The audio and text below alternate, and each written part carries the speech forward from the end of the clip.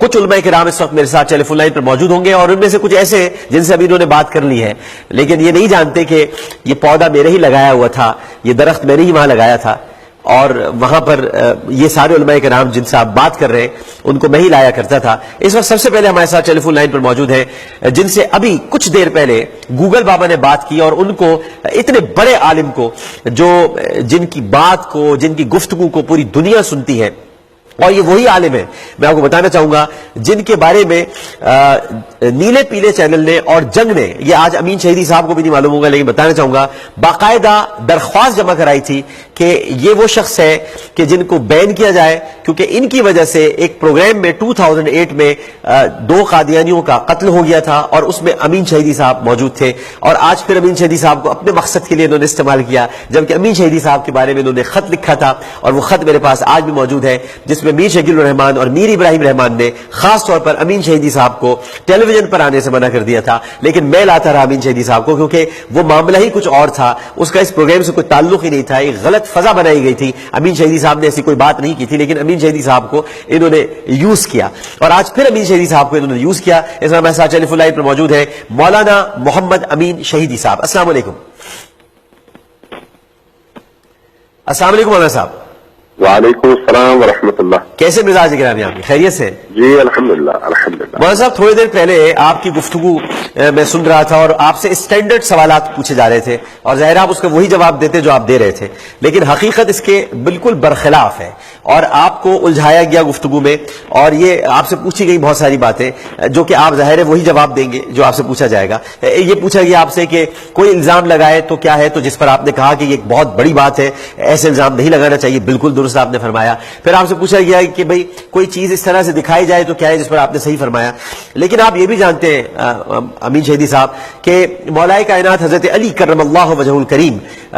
جب کوفے کے منبر پر خطبہ دیا کرتے تھے تو وہ یہ خاص طور پر بیان فرماتے تھے، اور نہج البلاغہ میں بھی موجود ہے کہ وہ نبی کریم صلی اللہ علیہ وآلہ وسلم کے دشمنوں کا بھی ذکر کرتے تھے، اور بتاتے تھے کہ جنگوں میں علی کی تلوار سے یعنی ذوالفقار سے کون کون جہنم رسید ہوا ہے، اور ان دشمنوں کا ذکر اور ان کے حوالے اور ان کے گناہ بیان کیے جاتے تھے، جیسے کہ ابو جہل آپ کی پشت مبارک پر اوجڑی ڈال دیا کرتا تھا تو یہ بیان کیا جاتا تھا، جیسے کہ عتبہ اور شیبہ نے نبی کریم صلی اللہ علیہ وآلہ وسلم کے رخسار مبارک پر تھوکنے کی معاذ اللہ کوشش کی، جو کہ انہی کے منہ پر آیا، لیکن یہ بتایا جاتا تھا۔ اسی طرح قرآن پاک کے اندر بھی مولانا امین شہیدی صاحب اللہ تعالیٰ نے یہ فرمایا کہ آپ کے نبی مجنون نہیں ہے، آپ کے نبی شاعر نہیں ہے، آپ کے نبی ساحر نہیں ہے، یعنی یہ بتایا کہ الزامات یہ لگائے گئے ہیں، اور اس کے بعد ورفعنا لک ذکرک، ہم نے آپ کے ذکر کو بلند کر دیا، ہم نے آپ کے ذکر کو عظمت عطا فرما دی۔ تو یہ ساری باتیں بتائی گئی کہ پہلے کفار کیا کہتے تھے، مشرکین کیا کہتے تھے، اور اس کے بعد پھر اللہ تعالیٰ نے ذکر کو بلند کیا، اس طرح سے بیان کیا گیا۔ اب یہاں پر صورتحال یہ ہے کہ وہ تمام جو باتیں آپ سے کہی گئی ہیں وہ غلط ہے، سب ثبوت موجود ہیں امین شہیدی صاحب، سارے پیجز موجود ہیں، وہ سارے صفحات موجود ہیں جن میں نبی کریم صلی اللہ علیہ وآلہ وسلم کی گستاخی کی گئی ہے، وہ تمام پیجز پوری دنیا کے سامنے موجود ہیں، کروڑوں اربوں لوگ ان پیجز کو دیکھ چکے ہیں، اور مبینہ طور پر کچھ لوگ ان میں سے ملک سے فرار ہو چکے ہیں، اور وہ یہ پیجز چلاتے تھے۔ ان میں سے ایک کزن نے اعتراف کیا ہے، وقاص گورایا صاحب کے کزن نے اعتراف کیا ہے کہ وقاص گورایا صاحب کے خیالات اسلام کے برخلاف تھے، رسول اللہ کی شان میں وہ توہین کرتے تھے، یہاں تک کہ 14 فروری کو انہوں نے ایسی توہین کی کہ جس کے بعد انہوں نے ان سے ملنا جلنا چھوڑ دیا۔ یہ تمام شواہد موجود ہیں، لیکن آپ کو تصویر کا ایک رخ دکھایا گیا اور دوسرا رخ نہیں دکھایا گیا۔ آپ فرمائیے امین شہیدی صاحب، ایسی صورتحال میں اگر آپ سے کوئی جھوٹ بول رہا ہو اور آپ سے اپنے مطلب کا جواب حاصل کرنا چاہ رہا ہو اور جھوٹ بول کر آپ کو غلط ٹریک پر ڈال رہا ہو اور آپ کے ذریعے سے اسلام کو اور علم کو بدنام کرنے کی کوشش کر رہا ہو اور قرآن پر الزام لگا رہا ہو، اور عالم چونکہ انبیاء کا ورثہ ہوتے ہیں، انبیاء کے آپ کو پتا ہے کہ رسول کریم صلی اللہ علیہ وسلم کا ارشاد پاک ہے کہ انبیاء علماء کے وارث ہیں، یعنی علماء انبیاء کے وارث ہیں، تو علماء چونکہ انبیاء کے وارث ہوتے ہیں اور ان سے اگر کوئی غلط بات کہلوا رہا ہو، ان کو حقیقت نہ بتا رہا ہو اور ان سے اپنے مطلب کی بات پوچھنا چاہ رہا ہو اور ان سے حقیقت چھپا کر سوال کر رہا ہو، تو ایسے شخص کے بارے میں امین شہیدی صاحب آپ کیا فرمائیں گے؟ بسم اللہ الرحمن الرحیم۔ ڈاکٹر صاحب آپ کا شکریہ کہ آپ نے رابطہ فرمایا۔ دیکھیے اصل بات یہی ہے کہ ایک دینی طالب علم کی حیثیت سے جب ایک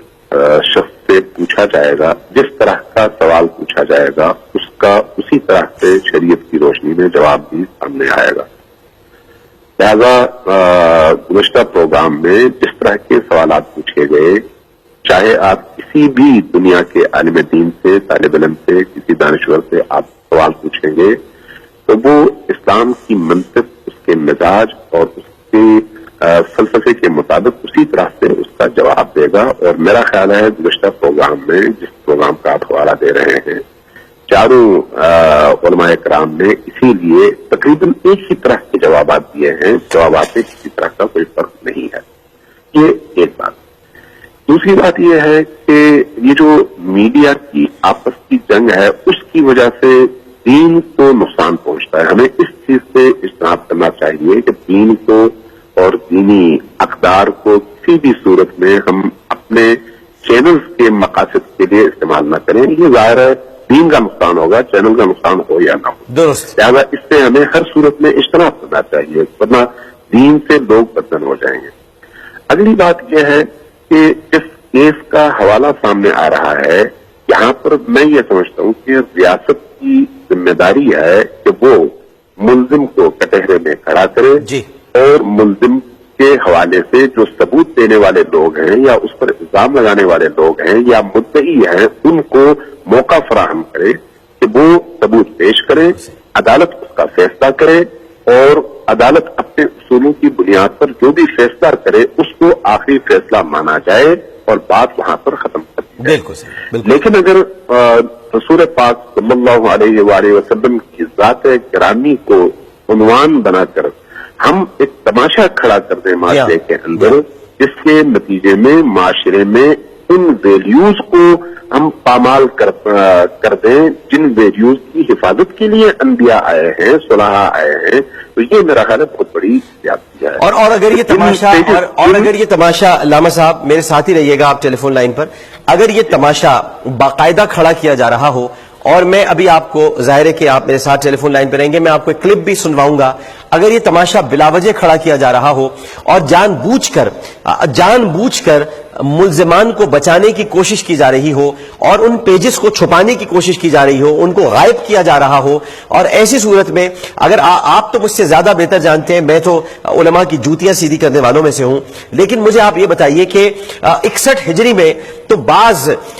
فتویٰ دینے والے ایسے لوگ بھی تھے جنہوں نے امام عالی مقام سیدنا حسین رضی اللہ تعالی عنہ کو خروج کا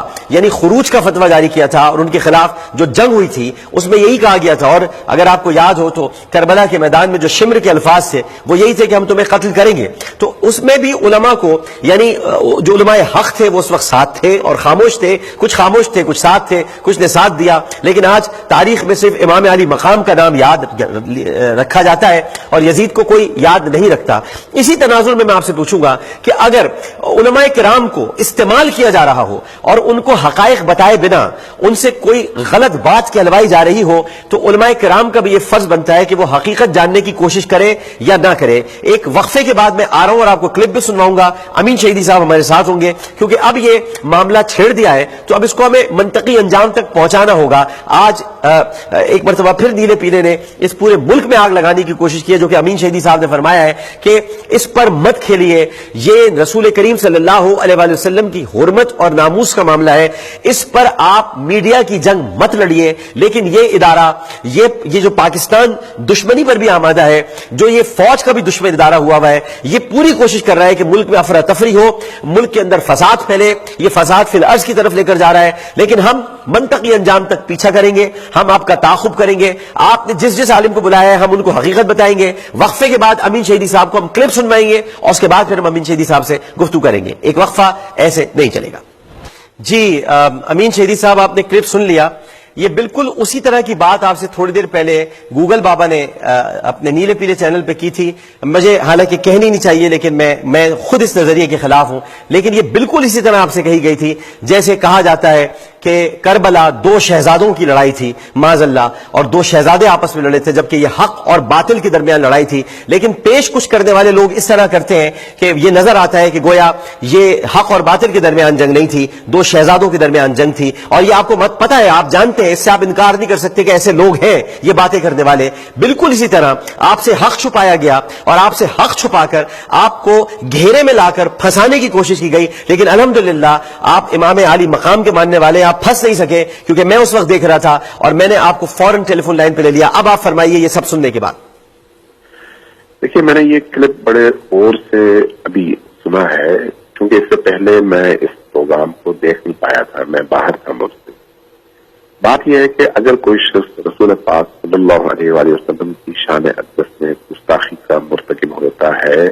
تو اس کی سزا معین ہے، کوئی دنیا کی طاقت اس کو اس سزا سے بچا نہیں سکتی۔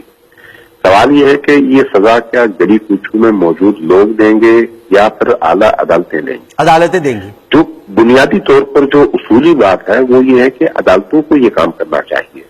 لہذا جو یہ صاحب کہہ رہے تھے جبران ناصر کے حوالے سے یا پھر وہ جو گورایا ہے ان کے حوالے سے، اگر یہ چیزیں سچ ہیں اور اگر یہ چیزیں واقعی ثابت شدہ ہیں تو پھر ہماری اعلیٰ عدالت کی ذمہ داری بنتی ہے کہ ایسے لوگوں پر کیس چلایا جائے، اور کیس چلانے کے بعد جب وہ چیز ثابت ہو جائے تو ان کو سزا دی جائے۔ اس کا مطلب یہ ہے کہ رسول پاک کی عزت اور ناموس کے حوالے سے ہم ایک لمحے کے لیے بھی نہ درگزر کر سکتے ہیں اور نہ خاموش رہ سکتے ہیں۔ یہ ہمارے ایمان کا تقاضا ہے۔ ہمیں موت آئے اگر ہم سنیں کہ کوئی ایسی بات ہوئی ہے اور ہم اس کے بعد بھی زندگی کی تمنا کریں۔ اللہ اکبر، اللہ اکبر۔ مسئلہ یہ ہے کہ کیا اس طرح کی چیزوں کو ہمیں گلی کوچوں میں اس کا حساب کتاب کرنا چاہیے یا عدالت میں؟ تو میرا واضح موقف یہ ہے کہ اس کو عدالت میں جانا چاہیے، اس قانونی پروسیس سے گزرنا چاہیے، اور آپ کی خطا کلامی ہوتی ہے، آپ کی خطا کلامی کی معذرت چاہتا ہوں، اور اسی لیے 295C پاکستان میں موجود ہے کہ اسی قانون کے تحت یہ سب کچھ ہو، تاکہ کوئی شخص اپنے ہاتھ میں قانون نہ لے اور خود ذاتی طور پر عدالت نہ بن جائے، بس یہ کہ عدالت میں یہ کیس جانا چاہیے۔ یہی آپ فرمائیں گے؟ جی بالکل، میرا یہی بالکل صحیح۔ بہت بہت شکریہ۔ امین شہیدی صاحب اس وقت ہمارے ساتھ ٹیلی فون لائن پر موجود ہیں۔